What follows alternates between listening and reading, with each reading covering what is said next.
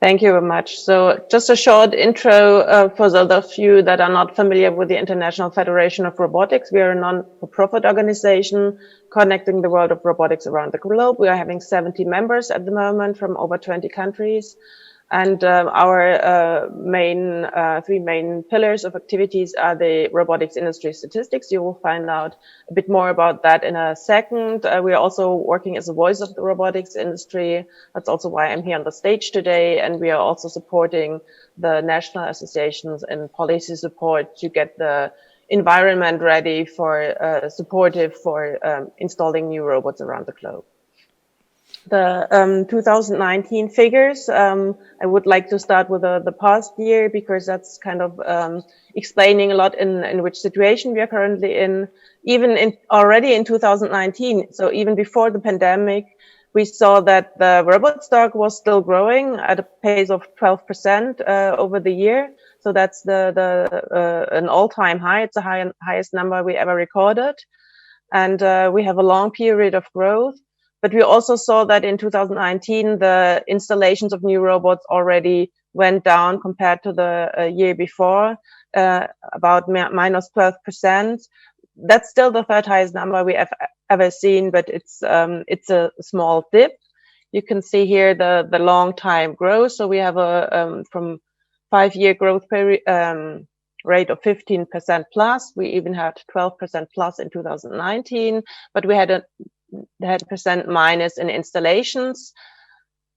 I mean, these were two very special years, but still we have a dip, and that's next slide is already explaining where the dip comes from. That's the automotive industry being struggling since we saw some, we have the transition between the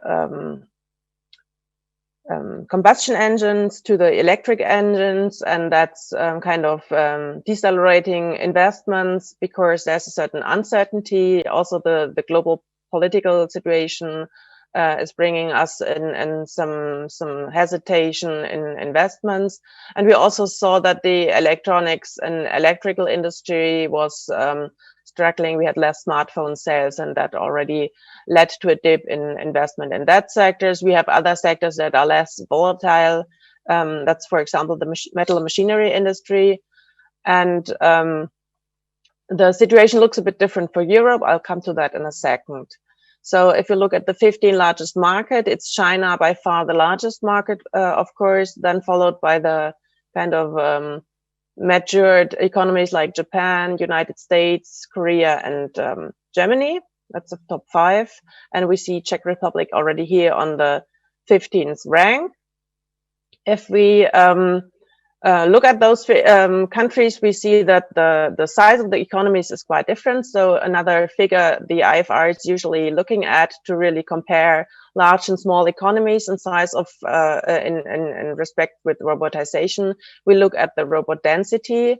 The robot density is the number of industrial robots in operation, so not the newly installed, but all robots in installation by 10,000 employees in the manufacturing industry.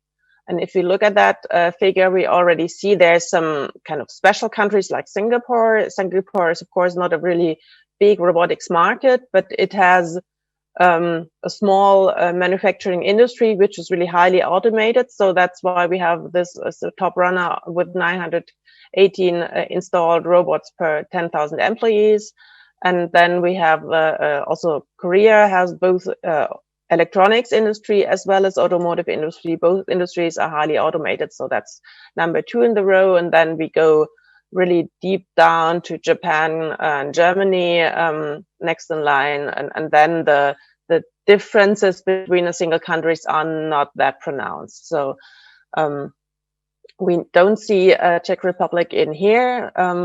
We see the global average is at 109 robots installed per 10,000 employees. We see that Europe is a bit above that average at 114. And this is the figure just for the European markets. And we see here Czech Republic right between Finland and Hungary with a robot density of 147. That's a already very good figure. And so that's 21st rank on a global scale and rank 15th in Europe, just to get an idea how well Czech Republic is situated. If you look at the European figures first, now it's the operational stock is also growing, but we see that the rate is much lower than for the global perspective. But we also see that the dip we saw in 2019 figures is less pronounced. So we see we cannot 100% conclude from the overall perspective to the European perspective. The mix of, and that's one of the reasons why the dip is less pronounced, is that the mix of industries is much lower. So the largest industry is the metal and machinery industry. In the slide, we distinguished between the motor vehicles and the automotive part. If you combine those two figures, automotive is still the strongest customer industry. But we also have and we see that there are really declining figures for both parts, the motor vehicles as well as the automotive parts. And the growing industry is, for example, the metal machinery industry, but also we see food industries growing. So there are some sectors that are more resilient than others. And now I would like to show the figures for the Czech Republic. We saw a 10% growth in operational stock in Czech Republic, and you really can see that the growth is continuous over the past years. We have a 15% long-term annual growth rates over 5 years, from 2014 to 2019. And when you look at the installations, you see one special effect that's for a country like Czech Republic, where the automotive industry is the dominant customer industry, and automotive is usually having a very cyclical business because there are some big investments, and then the next year there might not be any investments or less investments. That's why we have this very cyclical curve. We have minus 4% in installations in 2019, but we also see that there's really constant growth over the last 5 years.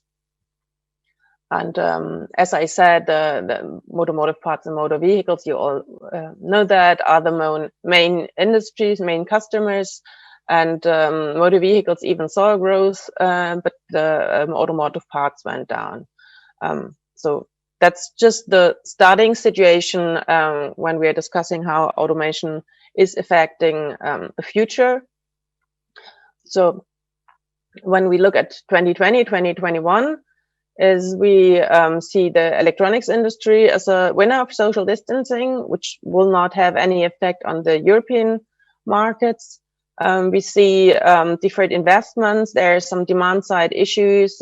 Customers do not consume as much, and that's also, of course, as I mentioned before, delaying investments. We are still struggling with travel restrictions, as we can see here, and we also face some supply side issues that are also severely affecting the economy. But we still have also some non-COVID issues like the automotive transition and political headwinds, as I mentioned before. We also, for the current year, 2021, we expect some catch-up effects. We see the effect that robotics can make the production more resilient. And we also see that now many governments are supporting the investment. So there are certain government programs we see coming up that support the investment in new modern technology, modern production technology, because we also see that manufacturing sector is less affected by the crisis than certain services industries. We also see the geographical diversification of supply chains. So when the COVID-19 pandemic started in China, we saw the immediate effect on the global economy because the supply chains were disrupted. So many companies are now considering to move their supply chains closer to their main production sites to be less affected by such situations. So if you look at the long run perspective, we see they are still perfect. We see the benefit of increased flexibility by using robotics and automation to adapt the production and to respond to demands, changes in demand, smaller batch sizes. I think a good example was the beginning of the pandemic, when we saw a lot of important goods like personal protective equipment that was scarce in supply. Many manufacturers changed their production quickly to be able to react on that demand. We also see that the production is more resilient. Also in response to systemic shocks like the COVID-19 pandemic, you can allow production to be people do not need to work as close together as they are having been in the past because of the technology like cobots and so on. A long-term trend, the discussion was very strong on that before the pandemic. Now in the past year it was a bit quieter in this, but we see that as a going trend for 21-22 is the energy and resource efficiency that automation or automated production offers. And we see that automation is also offering better productivity and workplace quality. So that's the trends or the reasons why companies are still investing in robotics. Particularly, I would like to focus on two major trends that we see are very important for the next 2-3 years. First is the human-robot collaboration that has been around for quite some while, but we finally see some figures. We see, okay, it's taking off. It's not speeding like some people might expect, but it's a constant growth. It promises to have more economic work, and we'll have more adoption in the next years. We see that the human strengths and the machine strengths can be well combined by a human robot collaboration.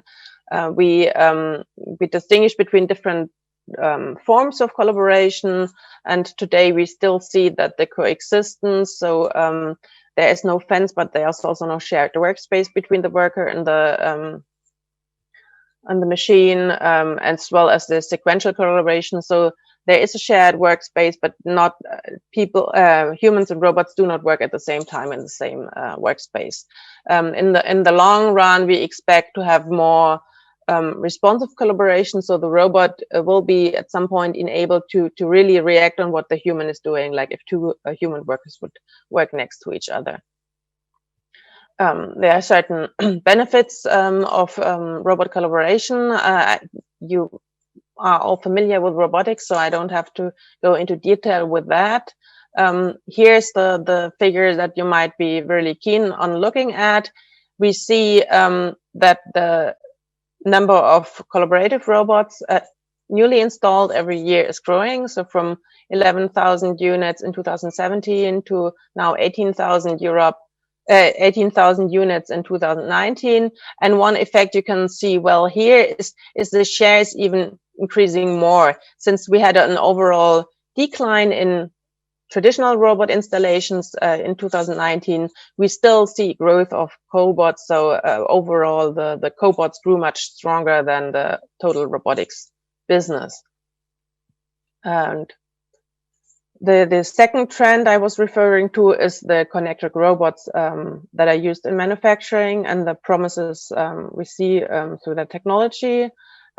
First of all, we see the digitization of the entire production process, where robots are one part of it, and through the whole connection, the process is much more transparent, and you can easier react on certain changes in production and in demand.